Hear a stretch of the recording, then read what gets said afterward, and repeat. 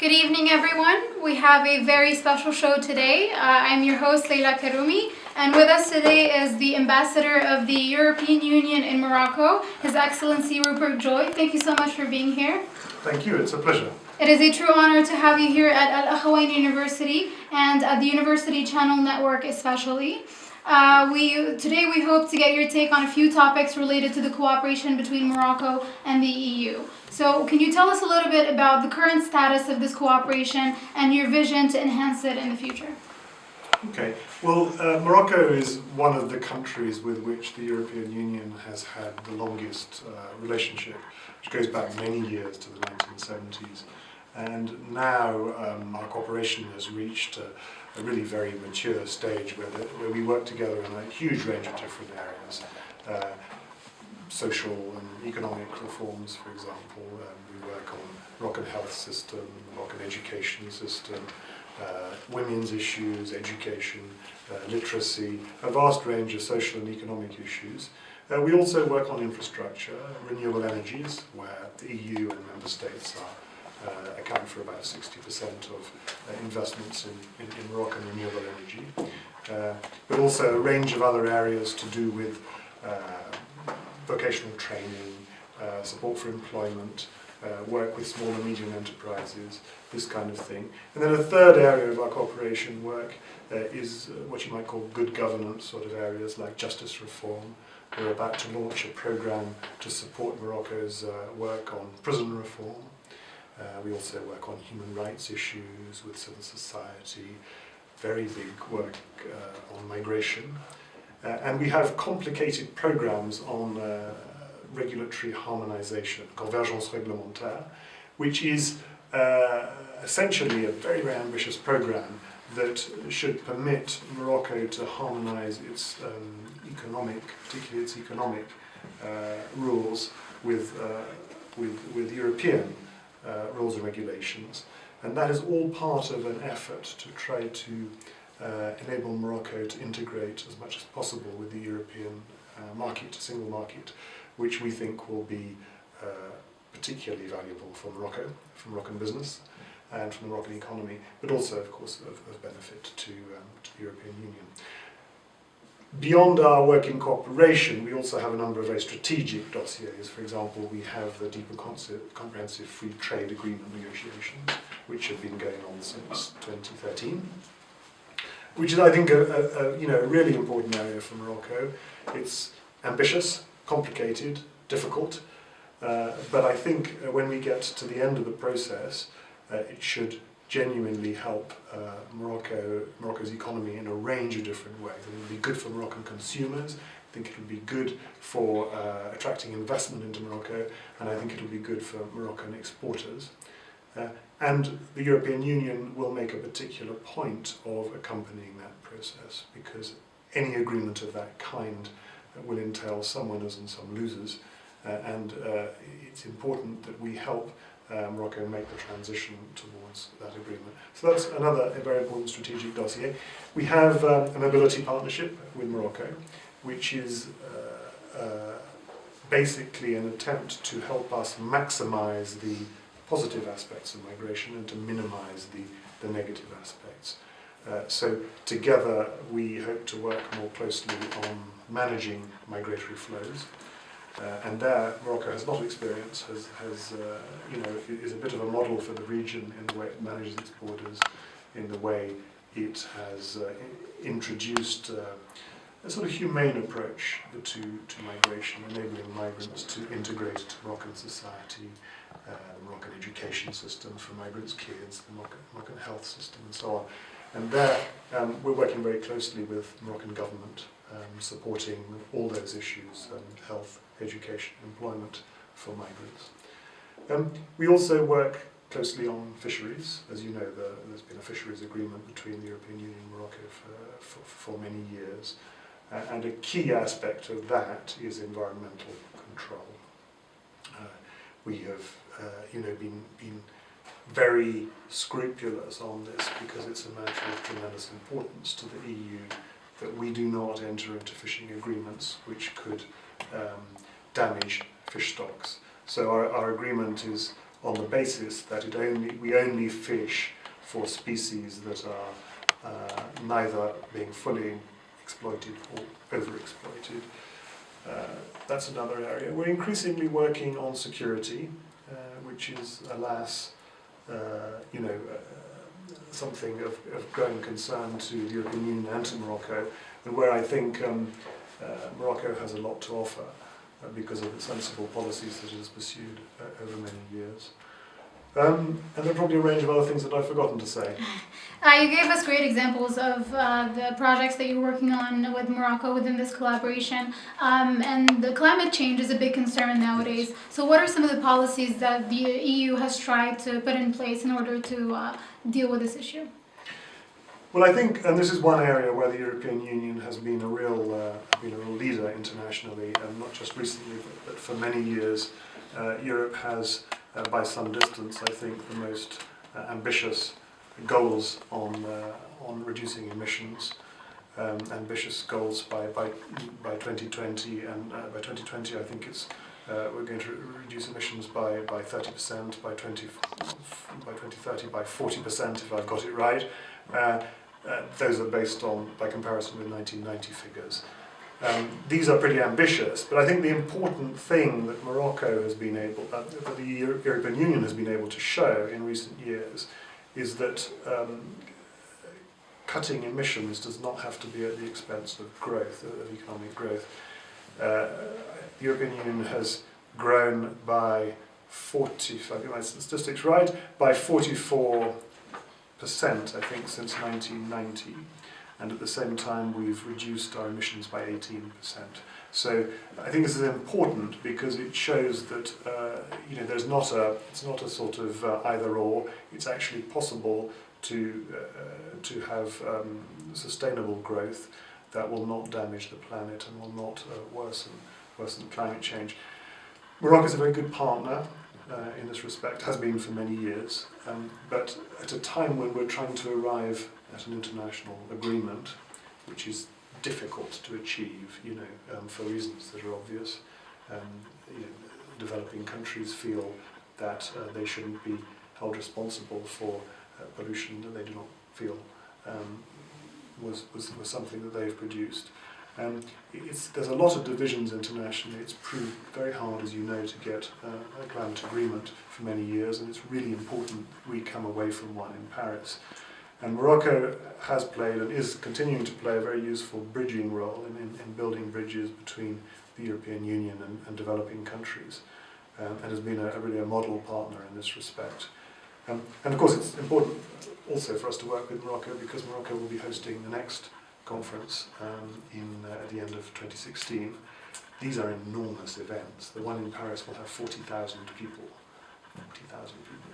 So these are very big and very ambitious events, and we'll be working closely with Morocco to try to ensure that it's a success.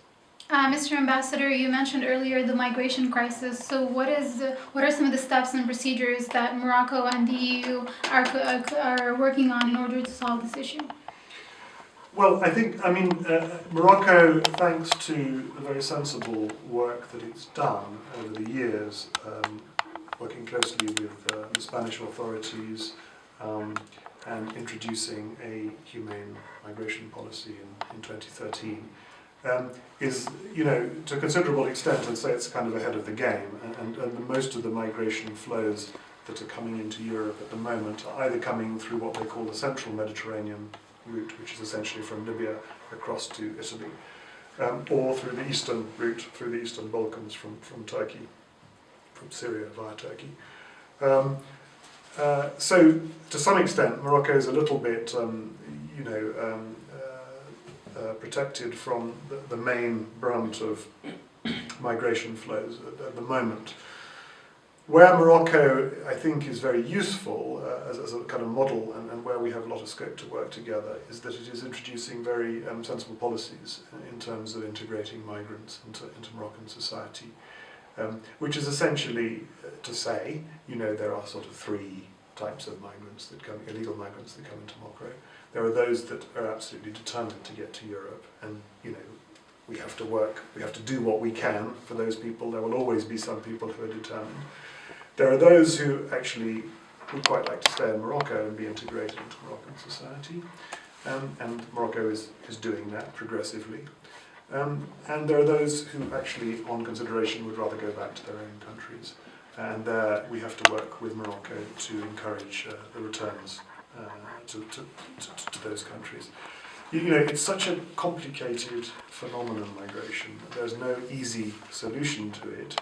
And very often, a lot of these migrants have horrendous stories to tell. You know, very often they come from villages where people have clubbed together the money for them to leave. And so, you know, they found they have had to cross deserts and borders, and sometimes they're mistreated as they go across these borders, sometimes they're robbed, their money's taken from them, and they can end up with nothing and a tremendous sense of failure, especially because the community has often backed them to come. So we have to be, I think, sensitive to these people's needs and try to help them, if they do go back to their countries, try to help them to start again, and not to start the journey again, but to actually get work and get back into their original cultures. And I think there's a lot we can do, and I think Morocco has a lot to offer by way of what we call triangular cooperation, working with the EU and the sub-Saharan countries of origin, because of its experience and because of the technical expertise that it can offer in a number of ways in terms of job creation and so on. So I think it's very exciting work for us in that area. And while talking about foreign affairs, how can the collaboration between Morocco and the EU address the current Syrian refugees crisis? Well, I mean, the refugees crisis is something which Morocco has largely been spared. I mean, there are some Syrian refugees in this country, as you know, but not that many. As I said, I think it's mostly about the example that Morocco has shown on migration generally. What I think, what is very clear in the case of Morocco is that Morocco accepts the concept of sharing the burden on this issue, and has understood that there needs to be a balance of responsibility between the countries of origin, the countries of transit, and the countries of destination, and that's something where Morocco has been very helpful. As you may know, Morocco hosted just 2 weeks ago a senior officials meeting to prepare for the Valletta summit, which will be in about 10 days' time. And I can tell you, because I was there for part of it, did an absolutely tremendous job in trying to steer the debate between all these countries into a positive direction. And I think this is a role that Morocco plays in many different fields. Ambassador Joy, economically speaking, what is the current situation between the European Union and Morocco? Well, we have a very, very, what I would say, call symbiotic relationship, and we work very closely because the European Union is geographically so close, and we have such a shared economic and cultural history. That we have very close economic links. Something like 57–58% of Moroccan trade is with Europe, with the EU. The next biggest after that is China with 8%, and the US with 7%, and Russia with 4%. So you can see there's a huge, huge difference. Europe is by a long distance the biggest trading partner of Morocco. It is also by a big distance the biggest investment partner.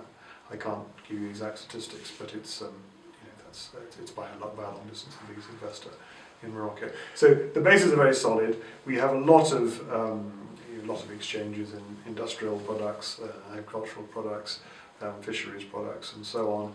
I don't think any of that's going to change soon. We have essentially already free trade between Morocco and the European Union. And that's very positive.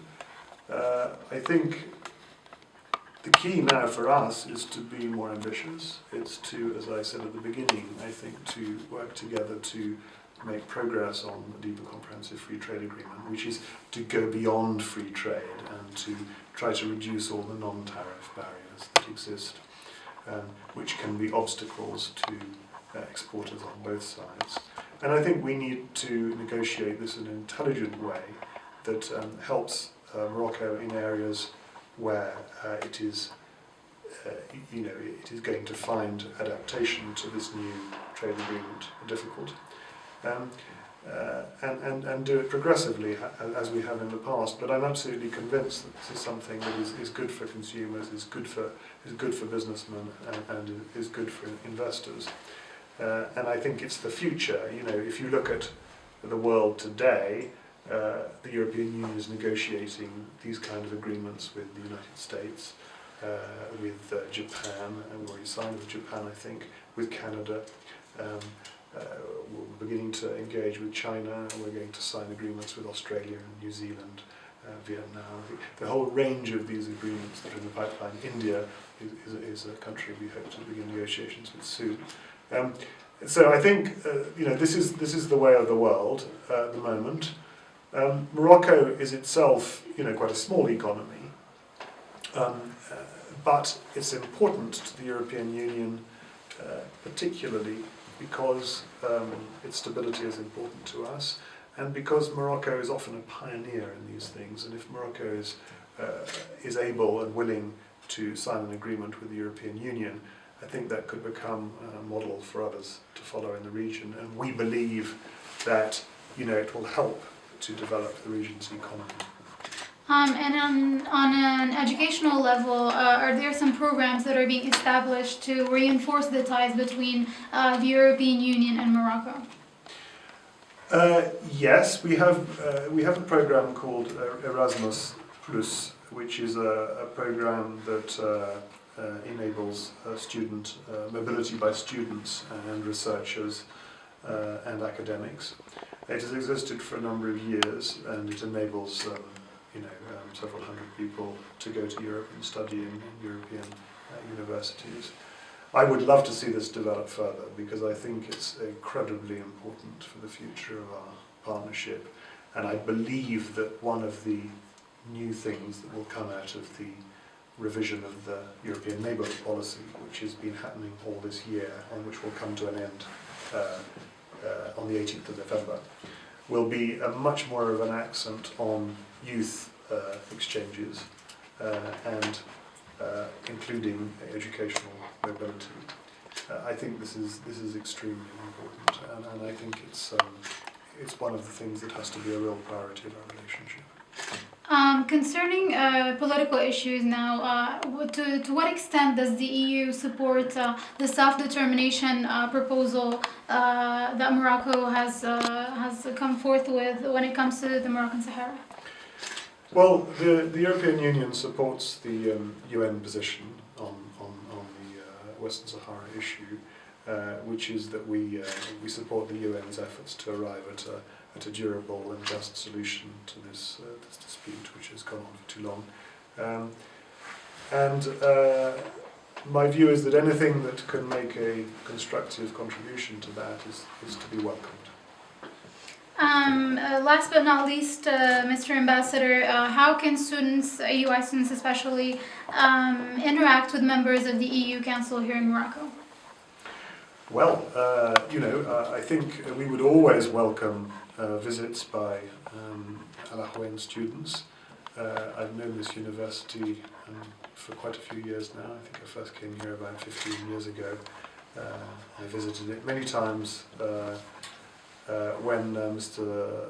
Ben Mukhtar was president of the university. I knew your current president many years ago, then when he was, I think, Dean of Studies there.